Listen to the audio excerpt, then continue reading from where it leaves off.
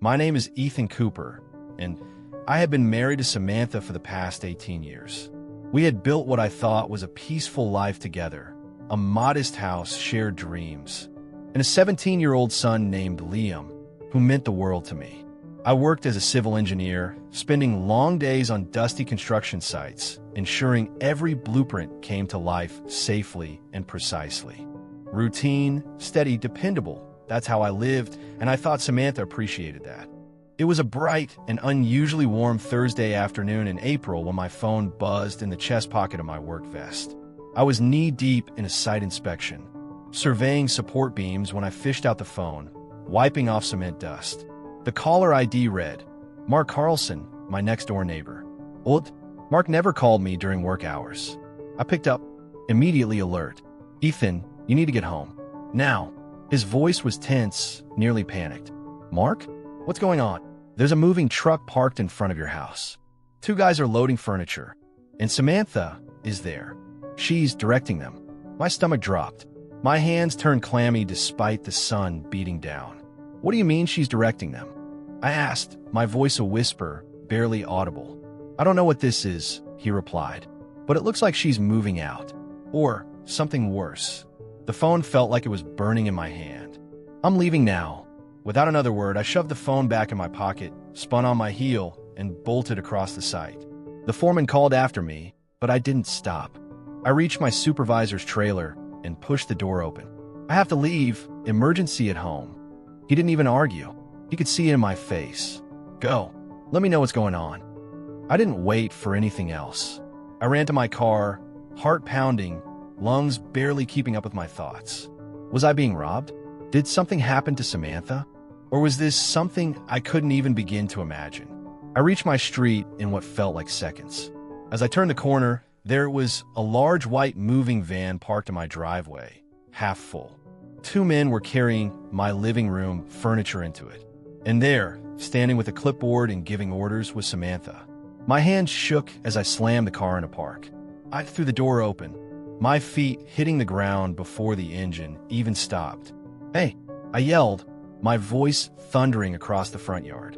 What the hell is going on here? One of the men, a tall, lanky guy with sunglasses and a smug posture, barely turned to look at me. Mind your business, he muttered. My vision tunneled. Rage bubbled up from somewhere deep and primal. I marched forward and, without warning, punched him clean in the jaw. He dropped like a sack of bricks. But I didn't stop there.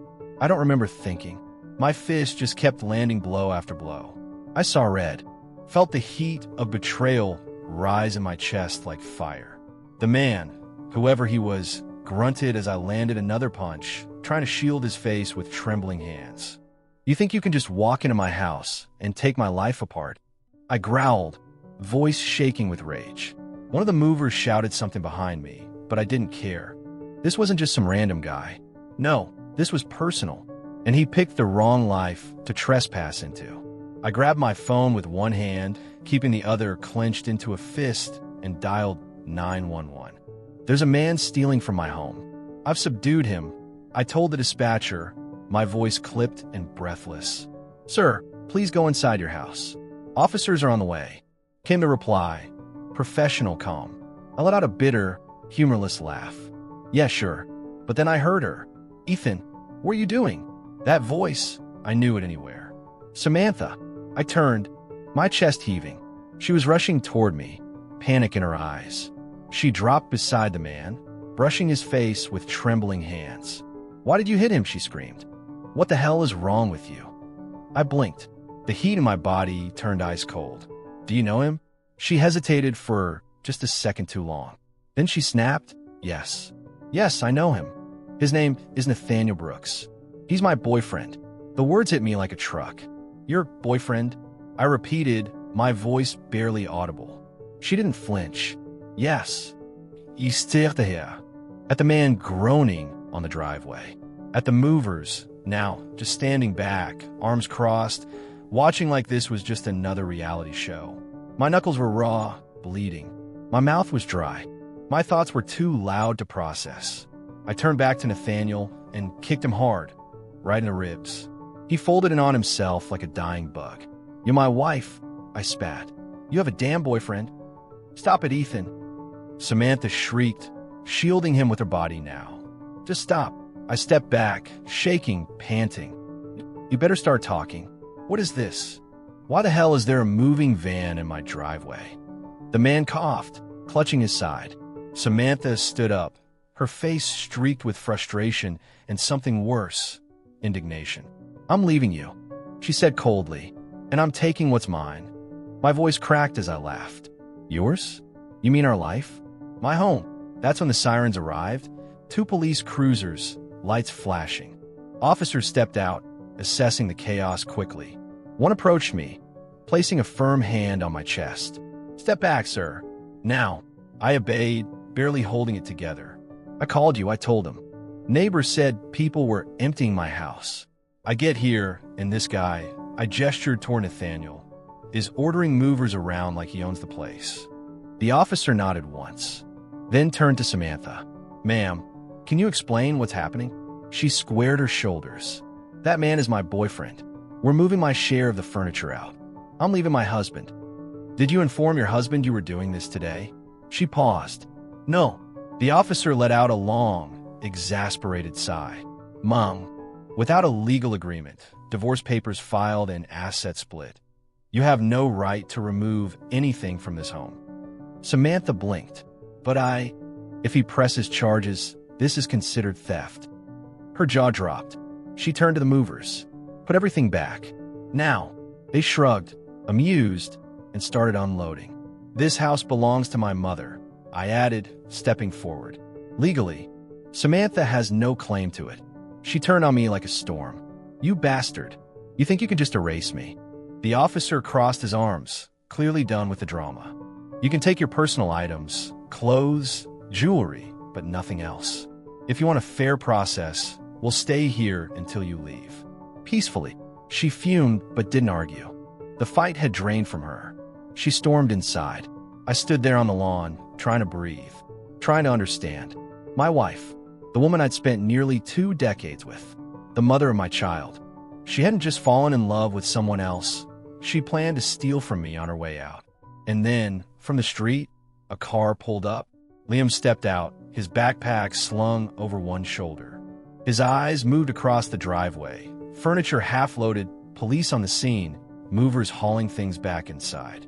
Dad, he asked, furrowing his brow. What the hell happened here? I motioned toward the couch and exhaled slowly. Come sit down, I said. We need to talk.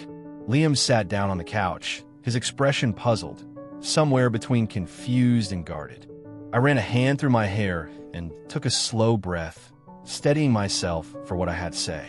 Your mother's leaving me, I said, my voice flat, controlled. She's moving out with someone else. He didn't react at first, just blinked. You mean Nathaniel? The name hit me like a slap. My entire body stilled. You know him? I asked carefully. He gave me a look, one of mild annoyance, like I was asking a stupid question. Yeah, Mom told me about him months ago. Said he was her high school sweetheart, her first love. I stared at him. My heart started to slow, not in calm, but in dread. Thick, creeping dread. She told you months ago? I repeated. He nodded, picking at a loose thread on his sleeve. Yeah, she said marrying you was the safe choice. But Nathaniel? He was the one that got away. I could barely breathe. The safe choice. I echoed, the words tasting like ash. Liam shrugged. She said you were good to her. Reliable. But, I don't know. I guess she always loved him more. I got up from the couch, walking over to the liquor cabinet. My hands were steady, but inside, I was unraveling. I poured myself a glass of bourbon and took a slow sip. So all these years, I muttered she was pretending. Liam looked at me, unconcerned. Not pretending. She just tried to move on. But when Nathaniel came back from working abroad, everything changed. I turned back to him, gripping the glass tightly. And you were okay with this? I mean, he said with a casual shrug. They're meant to be together. It's like fate gave them a second chance. I stared at him, stunned. No guilt, no hesitation, just calm, detached logic, like he was discussing a plot twist from a TV show. I took another sip and laughed bitterly. So, I was just a placeholder, a decent man, an arrangement. He didn't argue. The silence sat heavy between us. Then I asked, "Who else knows?" Liam didn't even blink. Grandma Helen and Grandpa Mike. Mom's parents. They knew. They encouraged her, actually. I clenched my jaw. Your grandparents knew she was cheating on me, and they said nothing? Liam nodded, like it wasn't a big deal.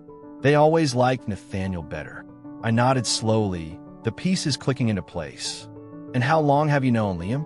He gave a moment's thought. Since Christmas. For months. For months of lies. For months of Sunday dinners. For months of looking me in the eye like nothing was wrong. And no one said a damn word to me. I said more to myself than him. I finished the drink and set the glass down. "What are you going to do?" he asked. I turned back toward him, and this time I smiled, but not warmly. It was cold, focused, unshakable. I'm going to give everyone exactly what they want. Liam looked at me with a faint glimmer of curiosity. "You're not going to stop her?" I shook my head. "Why would I? If she wants to run off with her high school flame, let her." He nodded slowly. "You're doing the right thing." I walked over, placing a hand on his shoulder. I looked into his eyes, those same eyes I'd stared into when he was a baby, when I used to stay up all night just to make sure he was breathing. "Don't worry," I said softly. "I'm not stopping her. I'm giving her everything she deserves." He smiled, and I smiled back, but only one of us understood what that really meant. The next morning, I didn't go to work. I didn't return any calls. I drove straight to my lawyer's office, a place I never thought I'd need in my personal life. Jeremy Westbrook, my attorney, was already behind his desk sipping coffee when I walked in. "Ethan," he said, surprised. "Didn't expect to see you today." I sat down, calm, collected. I want a divorce, effective immediately, and I want it handled with precision. He raised an eyebrow, but didn't question the seriousness in my voice. "What are you asking for?" "I want full control over my assets. I don't want her walking away with anything she's not legally entitled to. No alimony, no generous settlement, just what the law requires. And custody." I leaned back, letting the words settle. "She can have Liam." He blinked. "You sure about that?" "Dead sure. They chose each other. Let them keep choosing." He nodded, already making notes. "This'll move fast." By noon, I had gone to the bank and cleared our joint account. Left exactly $2, the amount she contributed last month. I updated my will, removed Samantha as my beneficiary on everything, and changed my emergency contacts. By the end of the day, Samantha didn't exist in any of my legal records. She was served at work, right where she thought she was winning. At first, she didn't flinch. She probably expected a fair, clean break. Half the house, half the bank account, spousal support, comfort. But when she read through the paperwork and realized just how airtight it was, how ruthlessly clean the separation was, her hands started to tremble. That night, she called me. "Ethan, this isn't fair. I was your wife. I gave you my youth, my energy, my life. I leaned back in my chair, smiling faintly. And I gave you a home, stability, everything you needed to rebuild your life, including the freedom to run off with someone else. I deserve better," she snapped. "Then asked Nathaniel to give it to you." I hung up. The courtroom showdown. The court date came quickly. I walked in beside Jeremy, who looked sharp, confident, and, honestly, a little excited. Samantha entered with her attorney and Nathaniel, who walked with a limp that still made me smirk on the inside. The judge called for opening statements. Samantha's lawyer demanded half of everything, claimed emotional duress, sacrifice potential, the usual parade of empty buzzwords. Then Jeremy stood. "Your Honor, my client's wife abandoned the marriage for a former lover and attempted to remove joint property without consent. There's no need for generosity here, just legality. They earn the same income. He owes her nothing." The judge raised an eyebrow. "In custody?" "Full custody offered to the mother. No visitation requested by my client." That's when the room shifted. Liam gasped. "What? Dad, you can't just give me up." I didn't even turn around.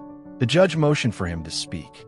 Liam took the stand, eyes puffy, but his tone confident, until Jeremy began asking questions. "Liam, do you respect your father?" "Yes." "Do you understand why your parents are divorcing?" "Because..." My mom wants to be with Nathaniel. So your mother loves someone else, not your father. And you supported her? Yes.